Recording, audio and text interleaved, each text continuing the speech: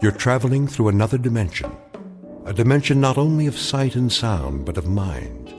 A journey into a wondrous land whose boundaries are that of imagination. Your next stop? The Twilight Zone.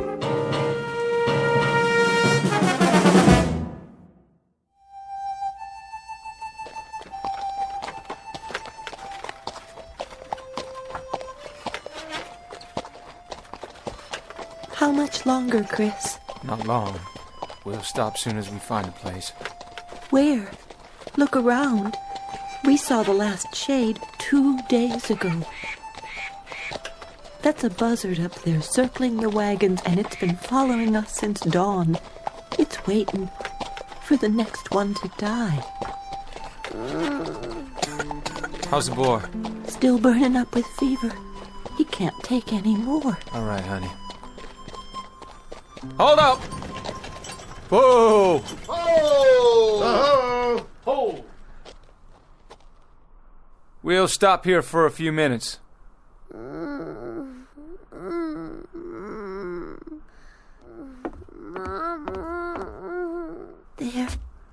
There. Still the fever? Poor little thing is burning up. If I could just use a damp cloth. Try my handkerchief. Can we spare it? If he needs it, we can. Here, put this on your forehead. It'll make you feel better. How's that, son? This is the 11th day, Christian. 11 days of fever. He can't go on much longer. Hey, you said that on the 3rd day, and then on the 4th. He'll take more, just as we all will. This is Arizona country. We've got 400 more miles, and we've already traveled almost 2,000. We'll do what we have to do. All of us. How's the boy, Mrs. Horn? About the same. Thank you, Charlie. Figure that Apache country is just due south. That's what you said we were looking out for, ain't it? That's what we've been looking out for. We travel due west, close together and button up tight at night. No fires if we can help it. Bad Indians down there, Chris. That's what we heard. And they travel in big parties, don't they? And we got 5 rifles. 5 rifles, Chris, and a sick child, and 4 wagons, and 7 dead, tired men and women. We was dead tired a week ago, and a month ago, and a month before that. And there were war parties back in Kansas, and we near froze to death in Colorado. And we was out of our minds with thirst last month. And we've kept on going. We've always kept on going. We always... It's this way, Chris. We've been doing a lot of talking and a lot of thinking. And? We figure we ought to turn back. Turn back? That what you all want? Turn back? Chris, we're about at the end of our rope. We're hungry and we're sick. We figured we better do it now, or we're gonna die out here. You turn back and I guarantee it. You turn back and try to go over 1,500 miles of St. Louis again, and you'll leave your bones bleached in one of those deserts between here and there. Or have your scalps taken off. Or you'll freeze to death in a mountain pass. And if you go on, what's going to happen to that beautiful child of yours? Listen, those 1,500 miles are behind us. They're all gone. The heat and the cold and the misery. You can look back at them as things that have happened, not agonies you're going to have to live with. How do you know there's not going to be more days and weeks and months like it? How can you be so blamed sure? I'll figure there's only about 400 to 600 miles more to go. 400 to 600 more miles, friends. And then we made it. We can't stop now. Listen, if we stop, we're dead. That's gospel. We're dead. Could be we're dead anyway. Okay, just give me one more week. 1 week. I'll get us through. I promise you. I'll get us through. What about water? We're almost out of water. I'll get water. I'll find some. How, Chris? With a divining rod? I don't know how, but I will. I swear. The year is 1847. The place is the territory of New Mexico.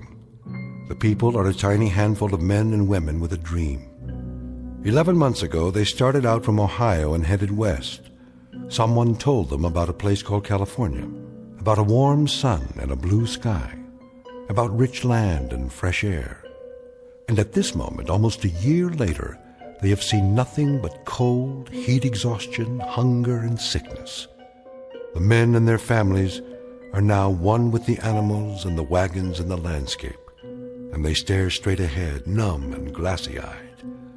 They are dust blobs whose lives have been reduced to a single function: forward motion. The man in the lead wagon is named Christian Horn. He has a dying 8-year-old son and a heartsick wife, once beautiful but now gaunt and drawn in the merciless desert air. Her husband is the only one who has even a fragment of the dream left, Mr. Chris Horn, who's about to go over the rim of a sand dune in search of water, sustenance, and survival, and who, in just a moment, will find himself heading into an uncharted territory known as the Twilight Zone.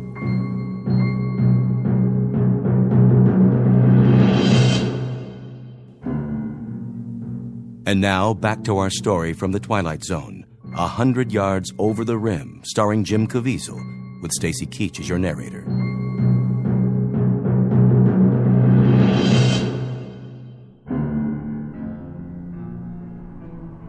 A man had best not make promises he can't keep. I give you my word. And food and medicine for your child? We'll have those things. We'll have food and medicine and everything else. If you can just keep going. Just keep going and don't look back. Look out there instead. Look west. We don't even know where that is anymore. Don't make any decisions yet. We can't stay here anyway. Once we're past the trail, we'll be able to rest a couple of days. I'm almost out of water, Chris, and food. I'll go up ahead, over that sand hill. I'll do some checking around. Stay here now, all of you. Martha, give me my rifle. Chris, you might look for a shady spot, a pretty spot where we can. I won't talk about burying our son. Not now. Not while there's life in him. How far you plan on going? Just over the rim there, 100 yards or so. Might find a stream or something, maybe some game, a rabbit or two. Never can tell. I guess that's true enough, friend. You never can tell. Stay close to wagons and keep them bunched up. Hold on, Charlie, all of you. Just hold on. I'll be right back.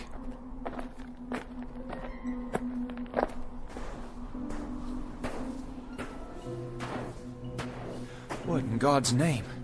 Hey, everybody, look what's over here! There's a road! Down on the other side, a road! Look! Martha? Charlie? Hey! Hey! Where's the wagons? Where'd everybody go? Must have got turned around there. Go on. Go up again and see. Yeah. See which way I'm looking.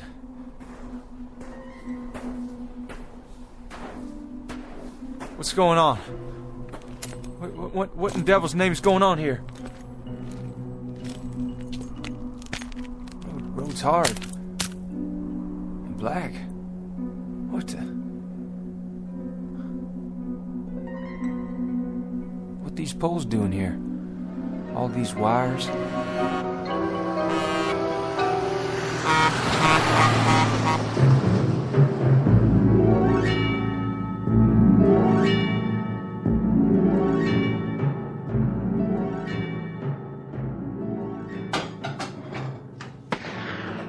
Joe?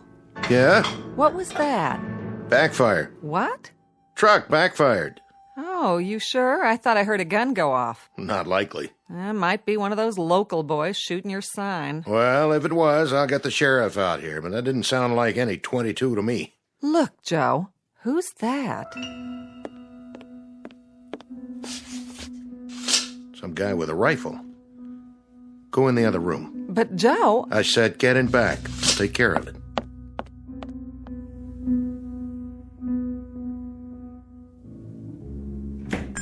Howdy. Did you see it? Did you see that thing? What thing? That monster. That big animal or monster, whatever it was. It almost hit me. Monster? No, I didn't see anything like that. If there was anything, it never got to here. It must have. It went by me just a mile or so back. You mean... You don't mean the truck? What's a truck? Hey, are you all right? You wouldn't have any water to spare, would you, mister? Any extra, I mean. Water? Sure. Come over here and sit down before you fall down.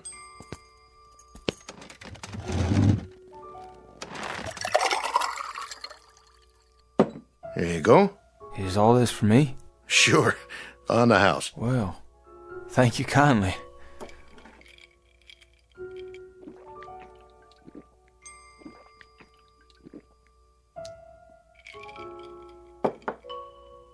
You want some more? You got more?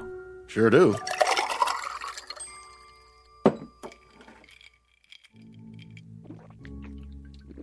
Whoa, now. You don't want to drink it too fast. Just how long you been out on the desert, anyway? How long? Well, almost a year. Well, at least almost a year of traveling. Started from Ohio.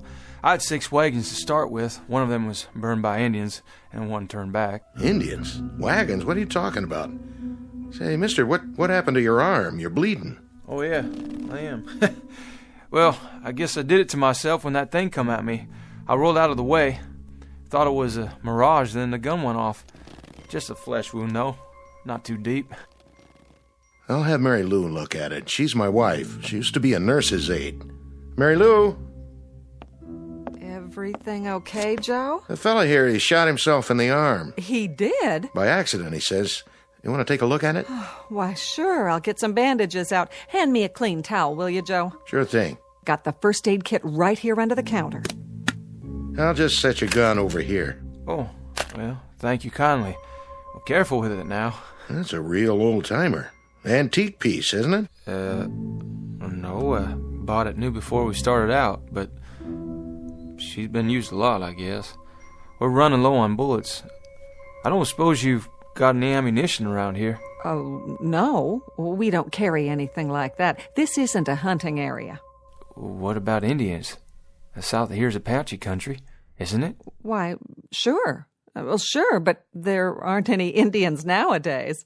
Well, I mean, not hostile Indians. No? Well, not as long as we've been here. Well, how long you been out here? How long? Oh, a couple of years now. Where do you hail from? Well, we used to live in Phoenix. Phoenix? Yeah, Phoenix. Mary Lou's folks are from there. I worked for her old man when we were first married, and then I bought this place here. Restaurant isn't doing so well, but the truckers are starting to come in now with the interstate. Restaurant? You have food? Sure do. Just like the sign says. On the wall there, see it? Right over the register. Joe's Air Flight Cafe and gas station. You don't understand a thing I'm talking about, do you? You've never heard of Phoenix, or registers, or nurses' aides, or trucks, or gas. Hey, mister, where are you from, really? Where'd you come from? Tell me straight out, why don't you? From Ohio. I left the wagons back there, and I walked up the rim to the hill, and I thought I might find some water or something, or some game, and then I saw that stretch of road out there, that black road, and those things, running on it. What things? He means trucks. Hold on. You hear that? You hear that? There's another one. It's all right. It won't stop. Take my word for it. Well, we heard tell it was a dangerous route, but the most direct one. To where? California. They say... No, take it easy, friend. We can talk about all this later. No, I don't have much time.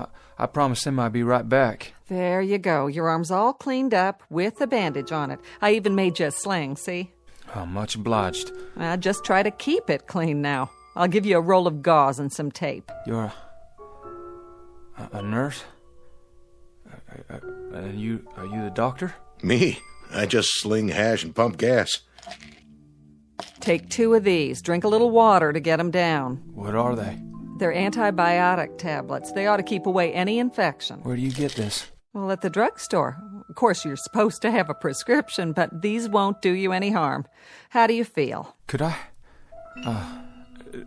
do you think I could buy some more of those pills off you? Oh, I don't sell them. But you see, I got a real sick boy back there. Back where? In the wagon, if I can ever find the wagons again. But you say that this will help a sickness. Sometimes, depending on what it is.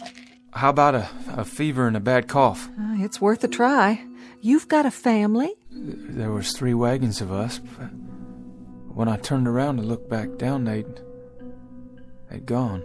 Well, maybe you better rest a while, friend. You know, lie down. Get washed up. There's a bed in back. Look at this place. The tables like wood, but they're not. They can't be. And the legs are all silver and bright. That's not silver. It's steel. It's chrome-plated. What's that thing in the corner? Jukebox. A what? Plays music. You put a coin in it and pick a tune. Here, I'll show you.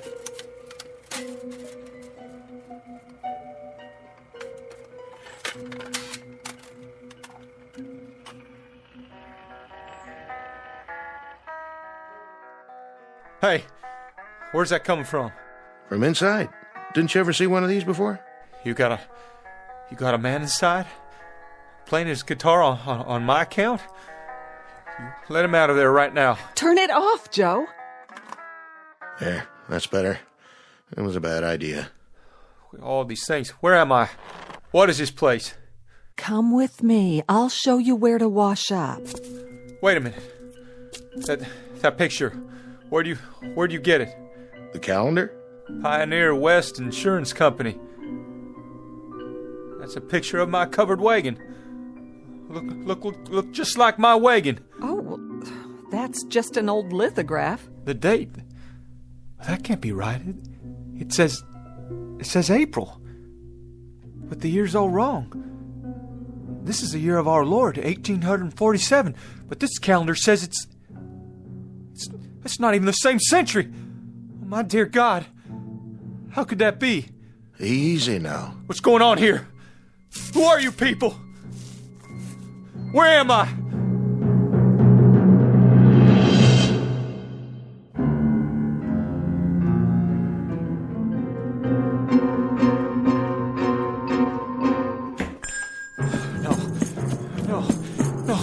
No!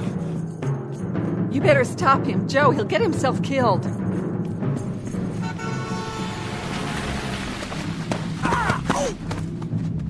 Come on now, fella. Come inside. Please.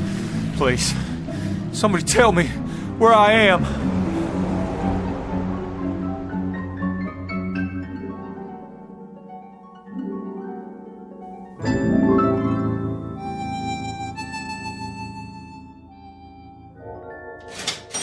$1.84 your change. You keep it, dollface. I thank you. Say, pretty lady, if you don't mind my asking, what time you get off work here? Oh, not till late. But you better not let that man in the kitchen hear you say that. He's my husband. Oh, no offense, ma'am. None taken. You come back now. I'll do that.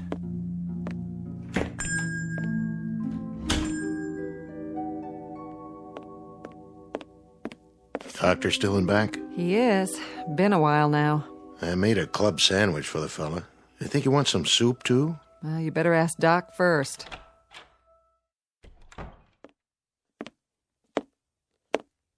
How's he doing back there? You have a fresh pot of coffee? Sure do. Shall I bring it to him? Not for your visitor. For me. I believe I'd like a nice, strong cup. Sit down, Doc. You look like you just seen a ghost. You look him over? I did indeed. And? Malnutrition, that's his major problem, along with dehydration. Though he's a strong specimen of a man, I'll say that. Tough stock. What else did you find out? You were right. He's an interesting customer, all right. Quite the character. The heat did it, or something, didn't it? I mean, he's not in his right mind. I figure that has to be it. I'm not a psychiatrist, Joe. I'm an ancient GP, not much past the school of castor oil and sassafras tea. But, I think old Freud himself would have something to gnaw on here. How do you mean? He happens to seem very rational. Extremely rational. He can trace his imaginary life a whole lot clearer than some of us can our own. His recall of details is amazing. Or it would be if they were true. Maybe they are true. I mean, maybe he read it in a book somewhere. There's lots of books about the pioneer days. I even know a lot about my people, how they came out here. Now, one other thing. A little parenthetical aside, let's call it. The fillings in his mouth. There are two. Well, let's just say no modern dentist drilled them. Yeah, his clothes, too. They didn't come out of an Army-Navy store. No, they didn't. They're the real goods, circa 19th century. And you saw that squirrel shooter of his, Joe. Sure, but it's an antique. An antique that isn't more than a year old? 150-something-year-old gun, Joe, but it was manufactured less than a year ago. You said that yourself this morning. What's it add up to? Look, Doc, if you're trying to tell me... I'm not trying to tell you anything, Joe. That is to say, I'm not trying to make any point of my own. All I'm giving you is the benefit of some observations from an old hand. He says he's a pioneer, and when he climbed up to the top of that hill out there, he was living in 1847. That's what he said, all right. He seemed so sure. Well, we're three normal, rational human beings here, and we know that sort of thing doesn't happen. So he's suffering from some kind of delusion. But it's a delusion of the purest form. Frankly, I've never heard anything like it. Not with this degree of detail. The way he describes his wife, his son, the wagons, the other people, it's with genuine emotion. He's lying in there right now with tears rolling down his cheeks, worried about them. He said his boy was sick. He told me his boy was dying. And from the way he described the symptoms, I'd call it pneumonia. That's why he wanted the pills. Which pills? I gave him some antibiotics for the wound in his arm, and he wanted the whole bottle so he could give some to the boy. I don't get it. How someone could be so sincere. I just don't understand it. I don't either. Which leads me to the next question. Yes? What do we do with him, Doc? Precisely what I'm going to deal with right now. Where's your phone? Behind the counter. But wait, who are you calling? The authorities, so they can get him help. Oh, that won't do him any good, will it? They'll lock him up in a rubber room and throw away the key. Once he's turned over to the state, he'll get a thorough examination. They'll know what kind of help he really needs. Yeah, the funny farm. Oh, Doc, I've heard about those places. They're bad news. Nobody even knows you're in there. They can do anything they want. What are you suggesting? That we pack him a box lunch and send him on his way? You think he'll survive out there? He doesn't know where he is. And even if he figures that out, he'll die of heat exposure before the day's over.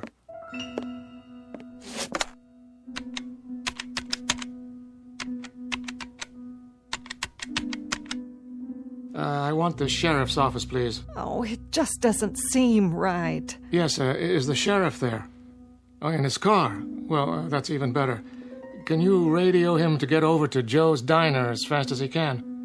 We've got a man here who needs looking after. No, not violent, but he should get here real fast anyway. Yeah. Thanks. Oh, Joe, I hope we're doing the right thing. So do I. Well, at least he's calm now. As calm as any man would be if he suddenly woke up and thought he was past his time. That's enough, Doc. Well, hello, Mr. Horn. This book, it was in my bedroom. Well, that's the encyclopedia. I was looking through it. I found something. What? Well, this here. Horn Christian Jr., M.D., famous for his early work in childhood diseases, pioneer in vaccine research, born 1839, died 1914. Well, that was my son. That's Chris Jr. So I guess I'm either crazy or the world is turned upside down. But I think I got put here for a reason. Oh, you did. I just know it. For an important reason. What are you doing? You've been gracious and kind, and I appreciate it. But I gotta get back. I'll just get my gun now. Horn, we want to help you. But help means rest and medical attention. I can't let you leave like this. Come on, son.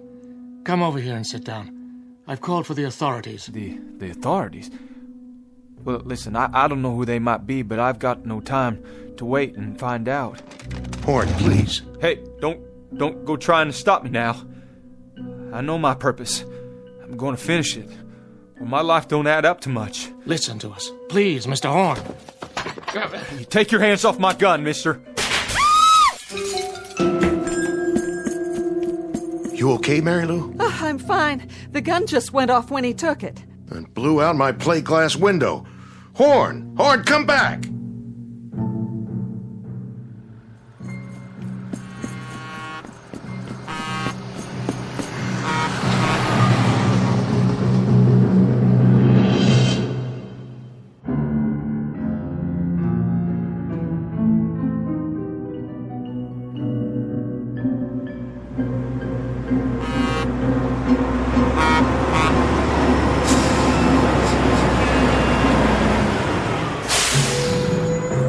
Hey, get out of the road!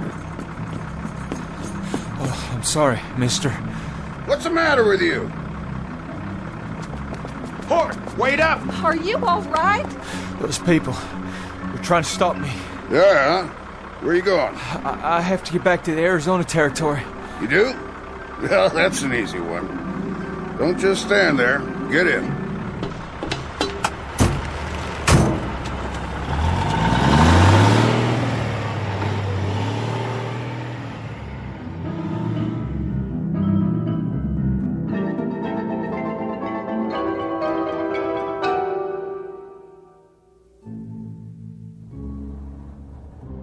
In the belly of the beast. How's that? What is this contraption? Peterbilt 18-wheeler. Best long-haul rig ever made. Where's your team? I ain't a teamster. Strictly independent. But your horses. All the horses you want right under the hood. Sweet, huh? Where you say you're headed? California. We were headed for California. Well, that's where I'm going. Good country out there, is it? Easy living, if you ask me. Everything a man could want. And land of work? Any seed you plant, it grows tall. That's what I heard tell. Suppose I could give you a ride all the way in, so I'd have somebody to talk to. I'm going to California, but I can't get there this way. What are you talking about? It has to be the same ridge, right around here. It was. Mister, you have to let me out. Say, look at that. Sheriff's car, moving like a bat out of hell. Please, I made a mistake. You've got to stop this machine.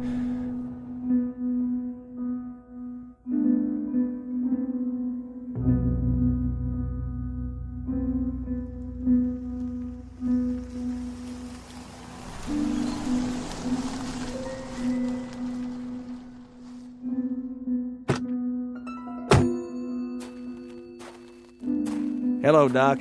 What's this emergency you got? Not exactly an emergency, Sheriff, but since I called, it might have turned into one. Sheriff, you gotta stop him. That's right. He won't make it out there. Hold on now. What you trying to tell me? Mr. Horn, Sheriff. Horn, is it? He's the man I examined. It's a long story, a pretty strange one. The point is, now he's run off. Well, where? He headed for the ridge, where he came from. So, he came in out of the desert? And now he's going back, about a mile up the road. Well, don't worry. I'll find him.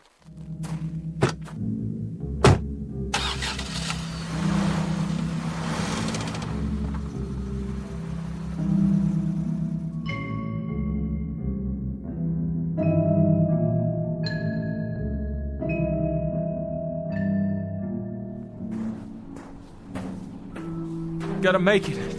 Just a little ways more.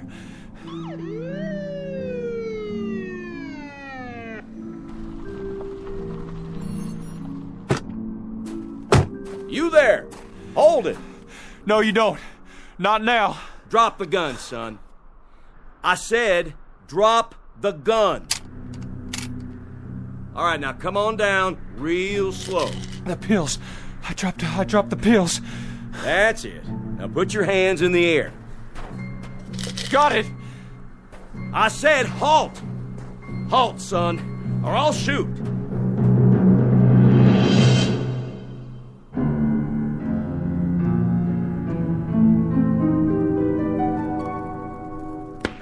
What was that?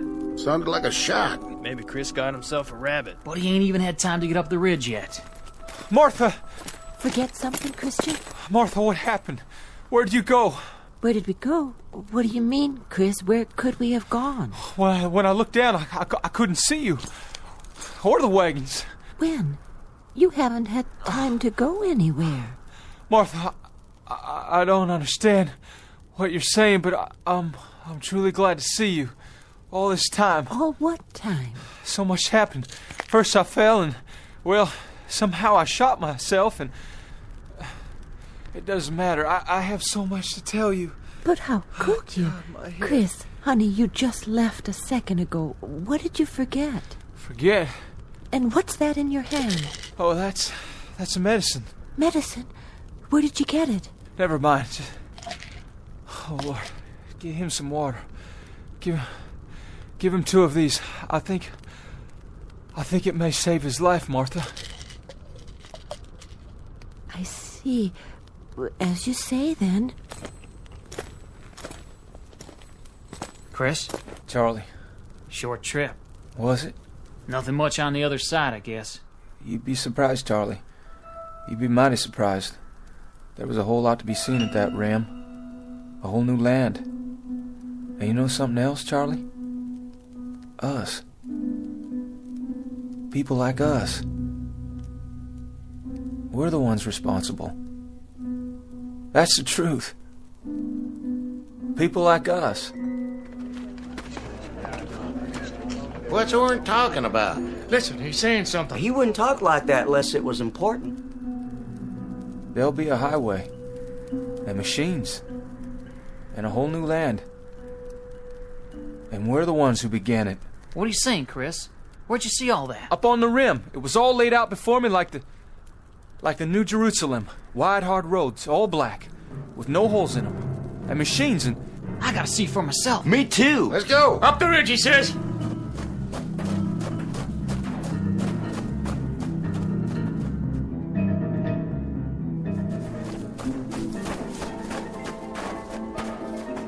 Chris, there's nothing down there. It's just like this side. Sand and desert and miles of nothing. Oh, but there will be, Charlie, there will be. Just you wait. It may not happen in our lifetimes, but it's coming. It'll be here, all of it. Sooner than you think. If you can hold on to what I'm telling you and keep the faith.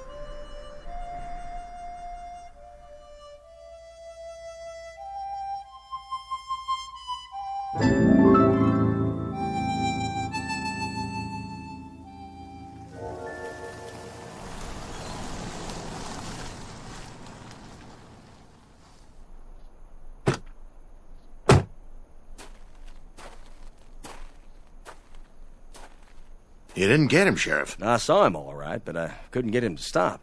Fired a warning shot, but I didn't scare him none. Look, I wouldn't worry, Joe. He can't get very far. Don't worry, we'll find him. Thanks, Sheriff. You say he had a gun? That's right, a rifle. This it? It can't be. That one's all rusty, like it's ready to fall apart. That's what I thought. He couldn't have done any damage with it. Look at it close, Joe. It is his rifle, but it's changed. It's just as if it had been lying in the desert for 100 years. What's it mean? Who was he?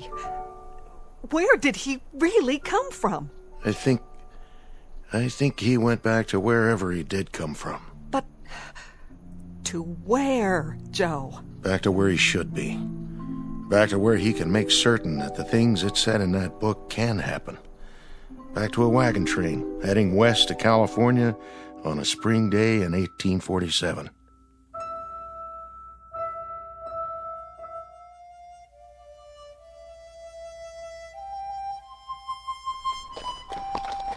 Giddy up, boys. We're going to California. And my son, too. He's got a whole lot to accomplish out there.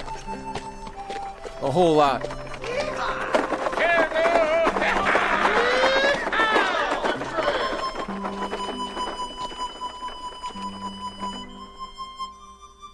Mr. Christian Horn, a farmer from the state of Ohio, one of the hearty breed who headed west when there were no blacktop highways or telephone poles or the solace of civilization.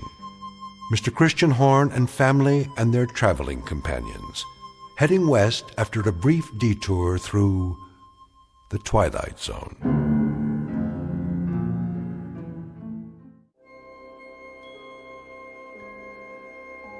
Hi, this is Carl Amari, producer of the Twilight Zone radio dramas. I'd like to take a moment to tell you about our official website at twilightzoneradio.com, where you'll get the latest news and information on these Twilight Zone radio dramas. Plus, at twilightzoneradio.com, you can digitally download 3 free episodes or any of our episodes for only $1.95 each. In this age of ever-changing technology, we've decided to make these episodes instantly available to you by making the Twilight Zone radio dramas a digital download-only series. This means that this series will no longer be offered on CD. The CD collections at our website are now being offered, while supplies last, at buy one, get one free. So be sure to get your favorites before they're sold out. Be sure to visit us often, and I'll see you in the zone.